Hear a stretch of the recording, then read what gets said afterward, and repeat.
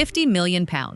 That is the figure a court is expected to attach to Prince Harry's name at a hearing already on the calendar for the end of July. Not a rumor, and not some number pulled out of nowhere by an angry commenter. It is a hearing, a date, and a bill. And the man saying it out loud is not some anonymous account shouting into the void. It is the one person who has spent decades writing about powerful people losing their footing. The man who literally wrote the book on this particular couple. This week, he sat down, looked at what had just unfolded for Harry in the High Court, and he did not describe it as just another rough week. He called it the beginning of the end. Now, I want you to keep that phrase, the beginning of the end, right at the front of your mind, because I am going to walk you through exactly why he said it, exactly what the numbers behind it look like, and then, at the end, I am going to take you to the one question almost everyone else following this story has answered the other way, whether this marriage can actually survive what is happening to it.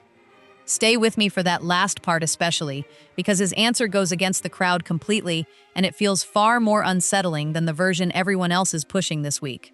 Before we move on, I want you to see why I trust this man's read more than the noise from 100 other voices reacting to the same story. Anyone can react to a headline. Anyone can post a 2-minute video the same afternoon a decision lands and act like they saw it all coming. That is not what this is. This is a man who spent 4 decades building a private map of how powerful people actually lose their footing, who studied this exact couple long enough to write the definitive account of them, and who has watched closely, over years, the machinery that decides who stays inside the walls and who ends up left standing outside them. When someone with that kind of track record stops talking like it was just a rough week and starts talking like this could be an ending, people do not just shrug it off, they pay attention. So let me lay out the road ahead. First comes the ruling, and the part many viewers seem to have missed. Then comes the money, the actual figure, and the hearing already set to decide who ends up covering it.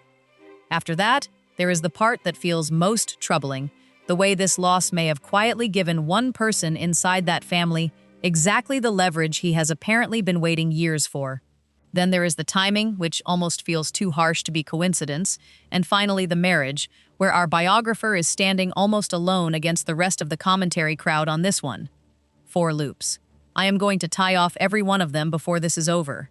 But first, the ruling. And here is where a lot of the coverage seems to have gone a little too fast or left out something important.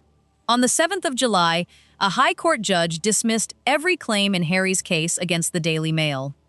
And that is the part people online keep circling back to, because once a court starts clearing the deck like that, the whole mood around the case changes fast. What had been framed by supporters as a serious push for accountability suddenly looks, to critics, like a much steeper climb than many expected. That is why the reaction has been so intense. Some viewers are not just discussing the ruling itself, they are reading it as a sign that the larger strategy around this fight may be shifting in real time. Others are pointing out that legal setbacks like this do not stay isolated for long, especially when the public conversation is already watching every move and every response. So when people say, "This moment feels bigger than one courtroom decision," that is where they are coming from. It is not only about what happened on the day, it is about what the ruling may mean for the next step, the pressure around the money, and the wider strain that commentators are already speculating could follow. And that is exactly why this story is drawing such a sharp split between the people treating it like a setback and the people treating it like a turning point. Every single one. Not most of them, all of them. And here is the part almost every outlet seemed to skip right past. This was not Harry's first setback before that same judge. It was his second. Just sit with that for a moment. The same courtroom, the same man on the bench, twice in a row. The biographer's take on that pattern is very direct, and he does not soften it at all. In his view, what the establishment is really signaling is that it does not know how to handle this man anymore, and that there is now a deeper level of distrust around someone who sits 5th in line to the throne. That is his interpretation, stated plainly without any cushion. Still, to be fair to the actual record, the written ruling matters here, because the fuller version is more revealing than the headline. The judge did not call Harry a liar at any point. The case was turned back because it relied on suspicion rather than solid proof, and along the way, the court actually accepted a fair amount of Harry's own evidence. That difference matters. Not proven is not the same thing as false, and any lawyer would tell you that. But here is the gap Tom Bauer seems to understand better than almost anyone else talking about this. That distinction matters a great deal to lawyers, but it matters far less to the general public, which tends to form a blunt overall impression of whether they trust someone or not. And this was not the judge's first look at Harry either. In an earlier matter, tied to the Sandringham negotiations over security and protection, the same judge had already found that Harry had not been truthful in a statement. So there was, in the biographer's view, a pattern here, a kind of track record showing the court was not always prepared to simply take Harry at his word. Two setbacks now before the same judge, and the people following this closely are reading that as a warning that Harry may not want to face a third. His whole theory, if you strip it down, was this. Harry went into that courtroom expecting the world to accept his version at face value. He came out having learned that the world wanted proof instead. And here is the part I think most people covering this have completely gotten backwards, so let me plant my own flag right here. A lot of people are framing this as a media story, Prince versus newspaper, Duke versus tabloid, the wounded man versus the machine, but that framing is exactly what Harry seems to have wanted, and it may also be why he keeps running into trouble, because a courtroom does not reward a polished narrative. A courtroom is not a stage, and it may be the least sentimental room a person can walk into.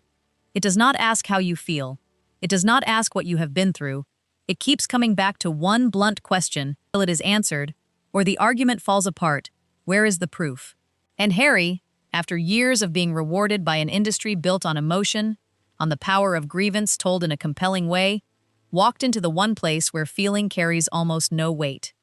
That is not just bad luck. It is more like a category mistake. He brought a memoir-style approach into a setting that only cares about evidence.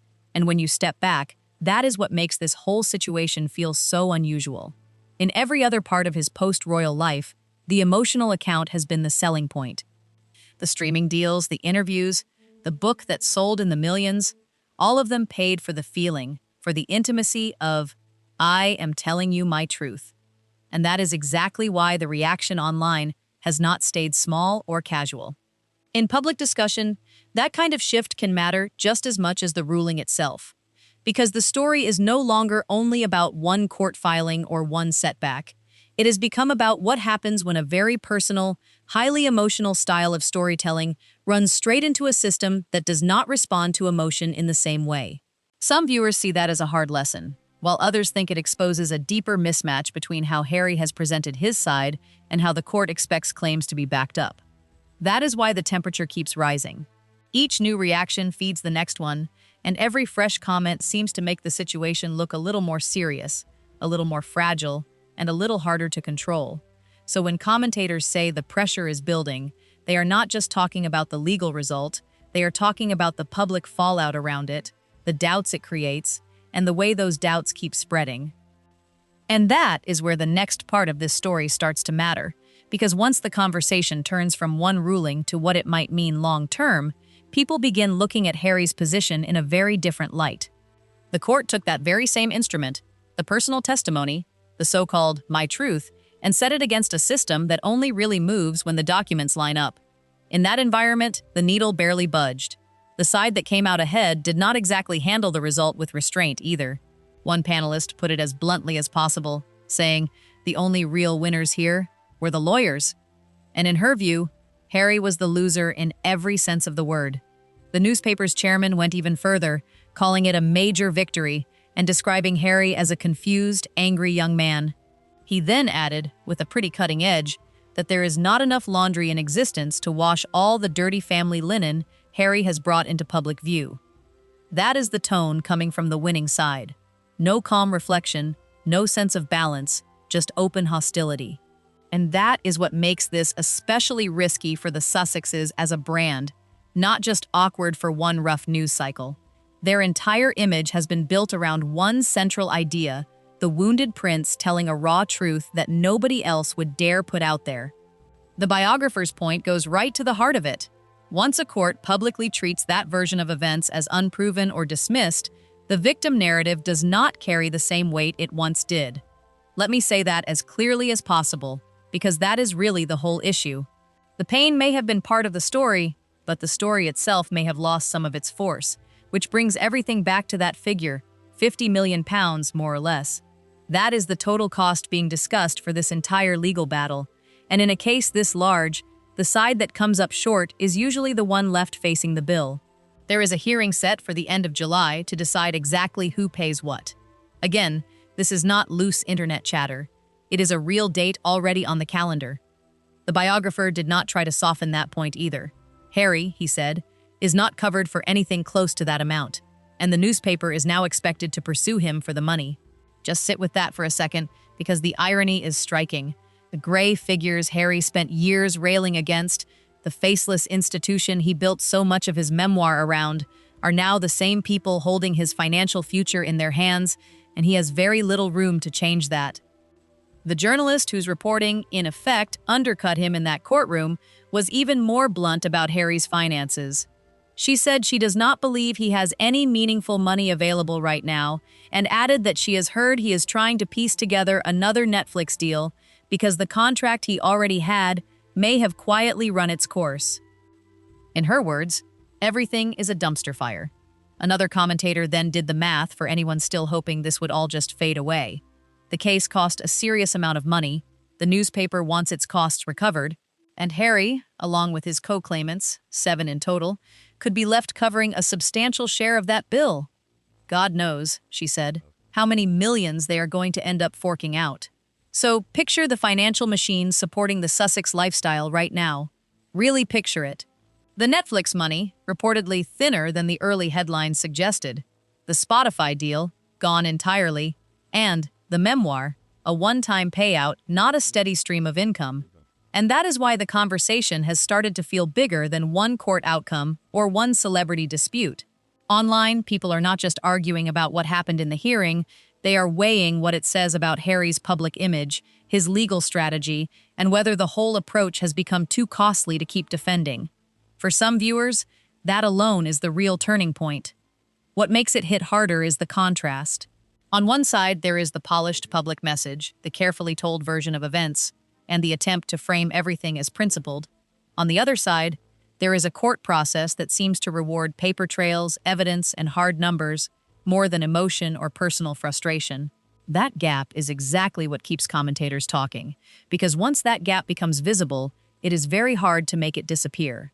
So the pressure now is not only about what the judges decide, it is also about how much more public damage this can take before the wider story starts to change. And now there is a legal bill with more zeros attached to it than most homes are even worth, landing in the very same month that the victim narrative appeared to unravel in open court. That is not just a rough patch, it starts to look like water pushing up through the floorboards. And I want you to sit with the math for one more second, because there is a very specific psychology to this kind of money that a lot of coverage skips right over. There is a strange kind of cruelty in a legal cost order that a simple loss does not carry. A business fails, and you can shut it down and move on. A deal falls apart and people shake hands, then go their separate ways. But a cost order does not just fade into the background, it follows you. It is not a door closing behind you. It is more like a rope tied to your ankle, and on the other end is the very institution you spent years telling the world had wronged you. Every month that bill remains, it serves as a reminder, not only that you lost, but that you may now owe the winner. In the most literal financial sense, you are left indebted to the same people you framed as the villains in your own story. There is no publishing twist that can make that problem disappear. There is no interview that can wash it away either. And here is the connection I keep coming back to, because I do not think this is only about Harry. If you watch what happens when any public figure builds their whole value around one core narrative, you can see this same weak point show up every time. A brand built on emotion has very few shock absorbers. When someone sells competence, a bad year can still be managed, because competence is measurable and people can point to the next quarter. But when the product is feeling, sincerity, or my truth, everything depends on one fragile story. Then a court moment, a leak, or even one witness statement that does not quite match can puncture it in an afternoon. And once that happens, it does not fade slowly. It can collapse all at once. That is the structural flaw sitting underneath the Sussex operation, and it stayed hidden right up until the moment a judge began pressing on it. According to the biographer, this may only be the first domino to fall. And there is a bigger point underneath all of this, one that really deserves its own moment before we move on. The Sussex commercial model has always rested on one huge assumption, that Harry's story, his grievances, and his version of what the institution did to him would remain a permanently valuable asset. In other words, something that could be monetized again and again through books, documentaries, and interviews without ever being put under serious outside scrutiny. Courts, by design, do the exact thing that model was never really built to survive. They ask for evidence, not just narrative. So, this verdict did more than create a financial hit. It also left behind something much more lasting, a public legal record showing that a significant part of what Harry has said publicly about press conduct could not be proven to the standard the law requires. That record does not vanish. It does not get quietly removed. It stays there, ready for anyone to point to if they want to challenge his claims again. And I want to be very careful here, because this is the kind of point that careless coverage often gets wrong, while the real version is actually more serious and more precise. And that is exactly why people online are treating this as more than a single legal setback. Once a public story gets tied to a written record, the conversation changes fast, because now critics are not arguing with a headline, they are pointing to something that can be cited and repeated. That is a very different kind of pressure. It also explains why the reaction has been so sharp. Supporters may still focus on the broader context, but skeptics are looking at the gap between the public narrative and what the court appears to have accepted or questioned. In that kind of environment, every new comment, every old interview, and every past claim starts getting pulled back into the discussion. So the issue is no longer just whether one side feels vindicated or disappointed. It is whether the entire story has become harder to control, harder to defend, and easier for critics to challenge in public. And once that happens, the conversation does not stay contained inside the courtroom for long. Not raised questions about does not mean the allegations were false. It does not mean critics framed it as a dishonesty claim. It means the case, as it was presented, leaned on suspicion instead of the hard documentary proof a court needs before moving against a newspaper. That is a real distinction, and anyone saying the judge called Harry a liar is either missing the point or hoping you are not paying close attention. But here is the harsh imbalance the biographer seems to understand, and most people do not want to say out loud. The public does not always separate not raised questions about from false. It tends to flatten both into one messy takeaway, and that takeaway is simple: Harry went to court and lost. The legal nuance that may protect him on paper does very little to shield him in the space where his value is actually built, which is the world of public perception. Inside a courtroom, the difference between not raised questions about and false matters a great deal. In the mind of someone half watching the news during dinner, that difference can disappear almost instantly, and the Sussex business model depends on that second space, not the first. That is what makes this so damaging in practical terms, because public feeling does not wait for a legal footnote to catch up. And that leads straight into the part of the biographer's analysis that I found especially striking, because he believes this setback may have handed Prince William something he has quietly wanted for a long time: ammunition. In the biographer's wording, William may now have an even stronger case to go to his father and say that enough is enough, and to push for the Sussexes to be stripped of their titles by using, and this is the part that really stands out, the same template that was already applied to Andrew. He clearly chose that comparison on purpose. He drew a straight line from one duke who was quietly removed from certain roles and honors to another duke now based in California, where the situation appears to have taken a sharp turn in a very short time. Is this something happening tomorrow? No. And to his credit, the biographer is careful to say that plainly. This is his read on the mood inside the institution. This is not some formal announcement being read out on the palace steps. But it is coming from a man with decades of real contacts in that world, and he is saying the discussion itself has changed. The question is now being raised in rooms where, a year ago, it apparently was not even on the table. And that is the part I want you to keep in mind, because it is the difference between a passing headline and a real turning point. A year ago, if anyone inside that family had floated the idea of stripping the titles, the immediate pushback would have been easy to predict. On what grounds? It would have handed Harry the biggest gift of his post-royal career, a fresh and very visible example of institutional cruelty. the exact kind of grievance his entire brand has been built to amplify. It likely would have looked like persecution in the public eye. It could have driven another wave of book sales and headlines, and the institution knew that, which is exactly why nothing happened then. What the verdict changes is not the underlying desire. If the biographer is right, that desire was already there. What changes now is the basis for it, because there is suddenly a public court record. Now there is a judge, not a courtier, not a briefed source, but a judge on the record declining to accept a significant part of what Harry alleged. That shifts any future move in a major way. It no longer reads as the palace striking back at a wounded son. It starts to look, at least in the way critics and online commentators are framing it, like the palace responding to a man the courts have now questioned more than once.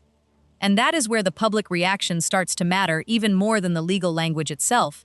Once people online latch onto the idea that a court has questioned part of a story, the nuance gets stripped away fast, and what is left is a much harsher headline version of events. That is the risk here, because perception tends to move quicker than any official explanation. For supporters, the instinct is to point back to the larger fight and say the whole picture still matters. But for critics, this is the opening they have been waiting for. A chance to argue that the couple's public image is no longer as protected as it once was. So, even before any further move is made, the conversation is already shifting into a new phase, one where every old claim is being re-examined through a more skeptical lens. That is why this is not being treated as a simple courtroom moment. It has become part of a wider debate about credibility, influence, and how much control they still have over their own story. And when a public narrative starts to fracture in that way, the damage is not just legal. It starts to spill into reputation, strategy, and the future of the entire brand. Do you see the shift here? According to this line of commentary, the verdict did not just cost Harry a case, it also quietly moved the moral high ground out from under him and placed it somewhere he can no longer easily reach. That is exactly why the biographer keeps circling back to it. In his view, it is not really the money that gives William leverage, it is the record itself. And beyond every pound of that 50 million, this loss appears to have taken something even harder to replace. It may have weakened the last real pressure point he still had over his own family, the unspoken threat of what could come next in another book, another documentary, or another interview, because once a court has publicly disputed a person's version of events, any new revelation carries a very different kind of weight. You cannot keep presenting yourself as the only voice of truth when a judge has already placed part of that account into the category of unproven. The biographer's wording for what Harry seems to have done to himself was almost clinical. He called it self-harm, even a kind of reputational collapse. And when the person who literally wrote your biography starts using language like that about your public image, it is hard not to feel like the damage is already being written into history. I want to pause on the comparison to Andrew for a moment, because I do not think it was casual or accidental on the biographer's part, and a lot of coverage may have moved past just how pointed it really was. Andrew's downfall was not tied to one single controversy in isolation. It was the slow buildup of reputational damage, until the institution apparently decided that protecting him cost more than letting him go. The stripping of his titles did not happen all at once, but once that internal calculation shifted, everything changed very fast. That is basically the same math the biographer is suggesting may now be working against Harry.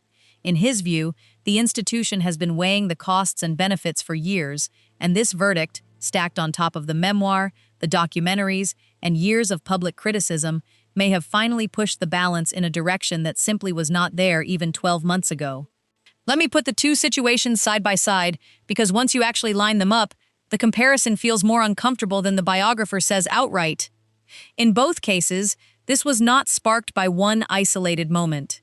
It built up over time. In both cases, the institution kept protecting the man long after an outsider might have expected that protection to end, because for a long stretch, the cost of cutting him loose was still higher than the cost of keeping him close. And in both cases, the point where everything changed was when public credibility dropped so far that protection itself started to look like the bigger problem. The final shift was not some loud public showdown either. It happened more quietly, with a role removed here, an honor taken away there, and the language carefully softened so nobody had to say the full thing directly. The one difference, and it is really the only thing giving Harry any room to breathe, is graphic scene. Andrew is the king's brother. Harry is the king's son. The biographer is blunt enough to admit that this matters, because a father's love does complicate the calculation in a way an uncle's disgrace never quite did. And that is where the conversation gets even more uncomfortable, because once a public figure's standing starts to wobble, people online do not wait for the full legal picture before forming a conclusion. They start filling in the gaps themselves, and that is exactly why this moment is carrying so much weight in commentary circles. The story stops being just about one hearing and starts becoming a test of how much credibility is left to protect. For critics, that is enough to argue that the old image is slipping. For supporters, it is a reminder that one disputed moment does not erase years of context. But either way, the reaction is now part of the story, and it is changing the way every new detail is being read. What might have once been treated as a narrow legal issue is now being discussed as a broader question of influence, loyalty, and what happens when a public narrative no longer holds together cleanly. That is also why the comparison to Andrew keeps coming back into the discussion. Not because the situations are identical, but because online commentators see the same pattern of long-term tolerance giving way to a colder calculation. First comes the public doubt, then comes the pressure, and only after that does the institution start moving in a more serious way. The specifics may differ, but the underlying concern is the same. Once confidence fades, everything around that person becomes harder to defend. So when the biographer frames this as a turning point, he is not just talking about one legal setback. He is pointing to the idea that the broader balance may already be shifting in ways that are difficult to reverse, and that is what makes this moment feel so loaded, because the legal result may be only one part of it, while the reputational fallout could end up doing even more of the heavy lifting. Charles does not want this. By every account, he has spent years trying not to end up here, but wanting to avoid a place and actually avoiding it are two very different things. The biographer's point is that the ground has been shifting in that direction anyway, whether Charles likes it or not. And there is a useful thought experiment here, because it shows just how deep the problem may run. Imagine, for a moment, that Charles truly wants reconciliation, that the father in him outweighs the monarch, and that he privately decides he would like a path back to his son. What is the real obstacle? Not anger, at least not mainly. Anger can fade. The harder issue is trust, and trust is far more difficult to rebuild because it is not something you can simply choose to feel. It is built slowly, over time, and this year has not strengthened it. This year, if anything, has taken from it. Every briefing, every reversal, every private conversation that later seemed to surface in a book or documentary has chipped away at the one thing any reconciliation would need most. So even if Charles wants his son back, he still ends up facing a wall he did not build in one day and cannot tear down in one either. That, more than any single dramatic quote, is the quieter tragedy underneath all of this. The way one panelist framed it, what Buckingham Palace seems to have reached is a collapse of trust. The core question around Harry became very simple. Can he be trusted? And after all the briefing, all the reversals, all the sudden shifts, the blunt institutional answer appeared to settle into something like, "We cannot deal with this. We do not trust it." The biographer's advice to King Charles, if it can even be called advice, was so cold it almost made you recoil. In his view, the best move Charles could make would be to distance himself completely, make it unmistakably clear that the Sussexes are not welcome in Britain for the foreseeable future, and that the sooner they accept that and leave, the better for everyone involved. The only open question left, he added, is whether they go quietly or create noise on the way out in an effort to pull a little more money before they do. That is a biographer talking about a serving prince the way a landlord might talk about a tenant who stopped paying rent. And the fact that this framing exists at all, that it can be said on a mainstream panel without anyone seeming shocked, says a lot about how far the ground has shifted under Harry's feet.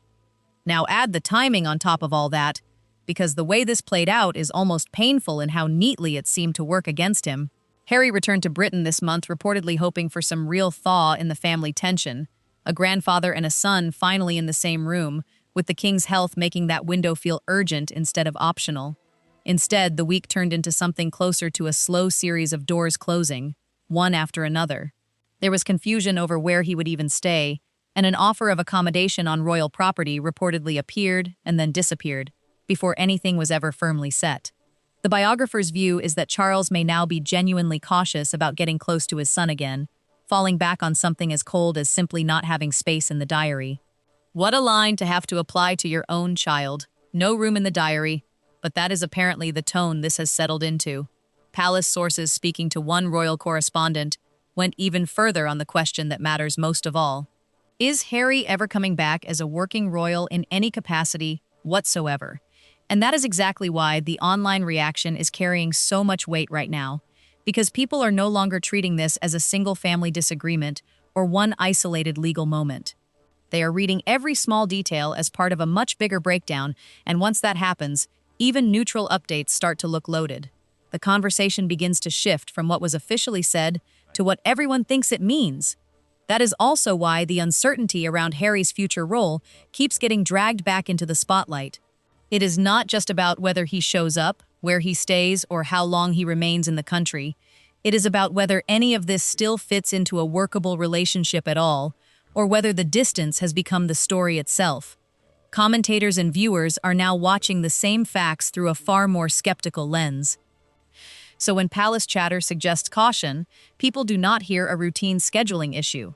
They hear another sign that the gap is widening and that the family, at least for now, may be operating on a level of restraint that leaves very little room for repair. That is the part that keeps this story alive online, because every new development is now being measured against one simple question: is this still a pause, or is it something much harder to undo?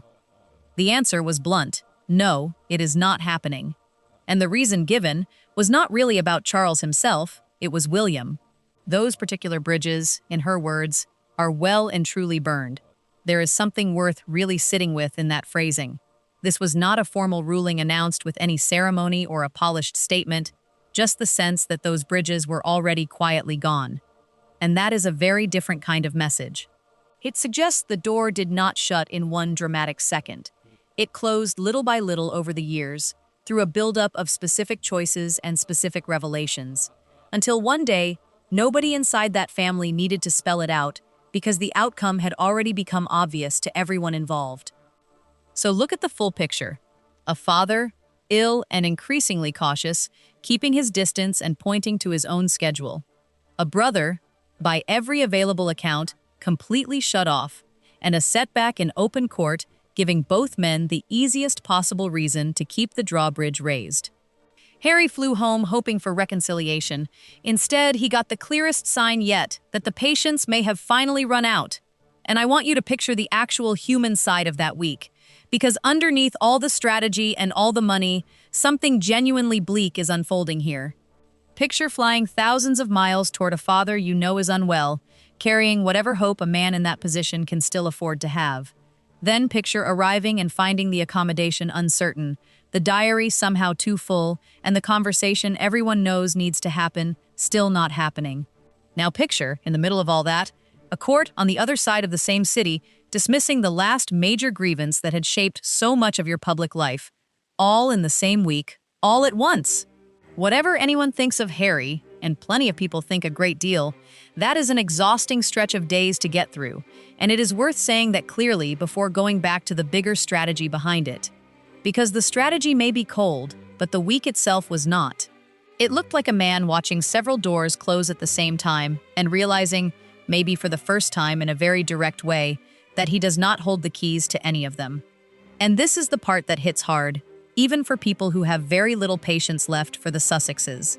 This was supposed to be Invictus Week.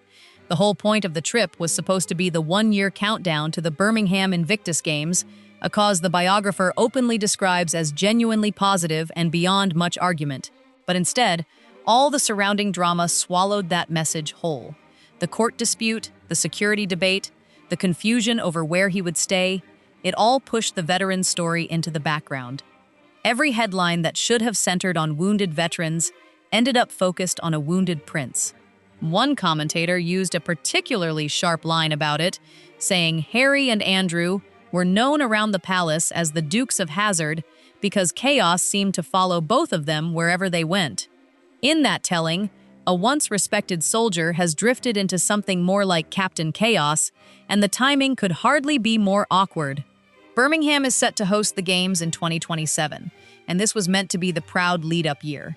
But in her view, the noise around him drowns out almost everything he wants people to hear about Invictus.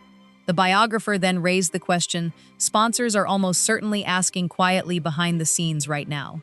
Because once sponsors start asking those questions, the whole atmosphere changes. It is no longer just about one trip or one headline. It becomes about whether the message can still land cleanly when every new update gets pulled into a bigger cloud of doubt. That is where the online reaction starts to matter so much, since people online are not just reacting to events, they are building a running narrative around what those events might mean. And in that kind of environment, even small details take on outsized importance. A delayed decision, a strained schedule, a quiet absence, all of it gets read as a sign that the public story is slipping away from the one the palace, Harry, or even his supporters may want to tell. The issue is not simply criticism, it is momentum, and once the internet decides a pattern exists, every fresh development is measured against it. That is why this latest stretch feels so delicate. The optics are crowded, the timing is awkward, and the commentary keeps circling back to the same pressure point, whether any part of this can still be separated from the larger family fallout. For now, that question is hanging over everything. Does the corporate money still stay attached to this? Do major brands really want their logo sitting beside a man who has just spent the week taking a public setback inside his own father's legal system? His answer was a pretty clear no. Another observer has been following this exact pattern for some time. She points back to what happened with an earlier Harry charity, where toxic branding reportedly pushed fundraising downward and backers quietly drifted away. And she says she is seeing the same kind of pattern begin to form around Invictus. According to her analysis, leadership already seems frustrated, and there are signs they worry the whole thing could start to feel more like a circus centered on its own founder. One important caveat here, because it really matters, and I do not want to blur it. Invictus is not canceled. The Birmingham Games are still moving ahead. The unease around sponsors is coming from critics and from the biographer's own commentary, not from any official announcement and not from any confirmed withdrawal. But when the founder starts becoming a bigger story than the cause he created, that is a crack, and in a family already under this much pressure, cracks have a habit of getting wider instead of fixing themselves on their own. And this is the part that gets lost in so much of the Invictus coverage, and it is worth saying it clearly. The veterans taking part in these games did not choose to become collateral damage in a family dispute. They have no direct connection to the drama whatsoever. They trained, they qualified, and they built an entire competitive year around Birmingham, yet the headlines shifted away from their achievements and their recovery stories and landed on accommodation, logistics, and legal costs instead. For an organization that relies on public goodwill and steady sponsor confidence, that is not a small side effect. When its own founder becomes the loudest story in the room instead of the athletes the event is meant to celebrate, that creates a structural problem, one that does not simply disappear because the news cycle moves on. And that is what sets the biographer apart from so many other voices in this conversation. Everywhere else, people keep reaching for the same word, divorce. Some even say, the clock is ticking. Meghan, meanwhile, stayed about 5,000 miles away in California, while her husband faced the setback alone in a London courtroom. And plenty of people looked at that empty seat and immediately took it as a sign that the marriage was sliding toward an end. The biographer, though, does not seem to accept that reading, and by all accounts, he has not accepted it for a while. Even in earlier periods when this same speculation was running just as hot as it is now, he was still asked directly whether the marriage could hold together, and he did not hesitate. Yes, he said, because they need each other. But that should not be mistaken for anything like a happy ending, because his actual framing is a lot colder than the divorce headlines making the rounds this week. The word he used for where they stand now was not love, and not even partnership. It was survival. In his view, they are two people held together by mutual need, boxed in, no longer fully trusted by anyone, and trying to keep a royal connection monetized at a time when much of the country has turned skeptical. There is a very specific logic behind that survival theory, and it really should be laid out carefully instead of just tossed out as a headline, because it changes the way you read almost everything else in this story. That survival idea is exactly why this story keeps pulling in so much attention online. because people are not just watching the facts, they are watching what the facts might do to the image around them. Every new setback gets read through that lens, and once that happens, even ordinary updates start to look like warning signs. So when commentators talk about pressure, they are not only talking about the courtroom moment itself, they are talking about the wider ripple effect, the way public confidence can wobble when one part of the story starts affecting another. Supporters may still try to separate the mission from the controversy, but critics argue that separation is getting harder to maintain. That is also why the tone around all of this feels so different now. It is less about one isolated bad day and more about whether the entire setup is becoming harder to defend in public. The online conversation keeps circling the same concern, that if the founder remains the loudest headline, then the cause underneath can end up getting pushed into the background. And once that shift happens, people start asking questions that are much bigger than one event or one appearance. They start wondering what is still stable, what is only being held together for now, and how long that can continue before the strain becomes impossible to ignore. If the marriage were to end right now, both Harry and Meghan would likely be in a weaker commercial position than they are together. The combined brand, for all of its problems, still pulls in more attention and opens more doors than either of them would probably manage on their own. A breakup would also give every critic following this story the exact kind of confirmation they have been predicting for years. In that view, it would look like proof that the whole post-royal project was built on something far less stable than a genuine partnership. Neither of them, at least in his reading, can really afford to be the one who gives the public that sort of vindication, no matter what the private relationship may feel like behind closed doors. There is one more layer here that the biographer seems to see, and that many commentators appear to miss completely, and it pushes the survival theory from bleak into something far more tragic. A marriage held together by real love is one thing. A marriage held together by shared circumstances can be something else entirely. It can still feel warm in its own way, like a partnership standing up against a hostile world, but a marriage that lasts mainly because ending it would look like a public defeat, because the breakup itself would become the very outcome critics have predicted, is a different situation altogether. That is not really two people freely choosing each other. That is two people stuck inside a joint venture that neither side can unwind without taking the hit personally. And the harsh part of that setup is that the more pressure builds from the outside, the tighter the trap seems to close, because every new setback raises the cost of separating instead of lowering it. They are not simply drifting closer together. They are being locked together by the very forces that are trying to push them apart. And that is honestly where I land after sitting with all of this. Other channels keep selling a breakup narrative because breakup makes for a clean, easy story with a countdown already built in. The biographer is pointing to something far less neat and, in my view, far closer to the reality people are seeing. A marriage that cannot end because neither person can currently afford to walk away from the other. And before I move on, I want to give you the one thing that separates this from almost every other prediction you will hear about this couple, because it is exactly what makes the biographer's read so hard to dismiss. Most takes about the Sussexes are just future guesses dressed up as analysis. Someone has a view about Harry or Meghan, and they project that feeling forward like it is a forecast. What makes this different is that the key pieces are not guesses. The court record is real. It is there. You can read it for yourself. The costs hearing is real, and it already has a date on the calendar. The lapsed streaming contract, the audio deal that no longer exists, the one-time nature of the memoir payout, all of that has already played out. The biographer is not forecasting some future collapse. He is describing the aftermath of one that has already happened and pointing out that the family is still dealing with the fallout. That is a very different claim, and it is why I take it seriously, even if I am not fully convinced he has every detail right. So let me tie up the loops I opened at the start. I told you to keep that phrase, the beginning of the end, in mind, and now you can see the full shape of what he meant by it. I promised you 4 things, and here they are, in order.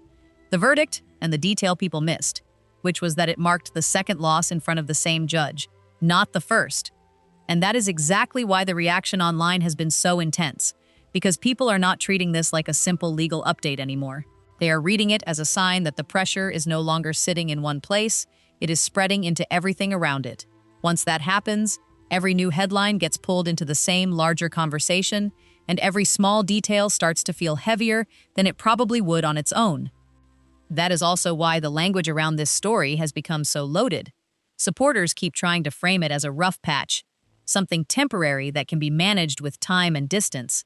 But critics online are looking at the pattern, and in their view, the pattern is what matters. They are not just asking what happened in court, they are asking what it says about the bigger picture, and whether that picture still has enough stability to hold together. So when the biographer talks about strain, he is tapping into a mood that already exists in public discussion. People are not waiting for one dramatic reveal before deciding how to interpret this. They are watching the slow buildup, the awkward timing, the changing headlines, and the way each setback seems to make the next one look more likely. That is what gives this whole conversation its edge, because it is not being driven by one isolated moment. It is being driven by the sense that the pressure is still building, and no one can quite agree on how much longer that can go on. The money is not some vague worry, it is a £50 million figure tied to a hearing with a fixed date. And the bigger problem may not even be the money itself, but the public record it created, the kind of thing that can quietly shift the moral high ground away from Harry. Then there is the timing, which turned talk of reconciliation into a week where one door after another seemed to close. Every loop appears to have shut. A £50 million bill with an actual hearing already on the calendar, a brother with his case prepared, a father with no real space left in his diary, and a victim narrative that a judge has now set aside as unproven. From that perspective, the wheels have not just come off the Sussex operation, they are reportedly rolling downhill toward California, with very few people in Britain eager to run after them. That is the beginning of the end, not my phrase, his. And coming from the one commentator who has watched this couple longer and with far less sentiment than almost anyone else speaking about them in public, it lands very differently.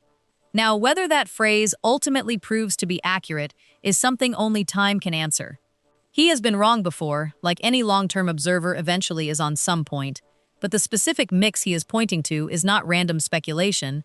It is a court record that now seems to work against the wider story being told. A brother reportedly holding real institutional influence over the outcome he has wanted for years.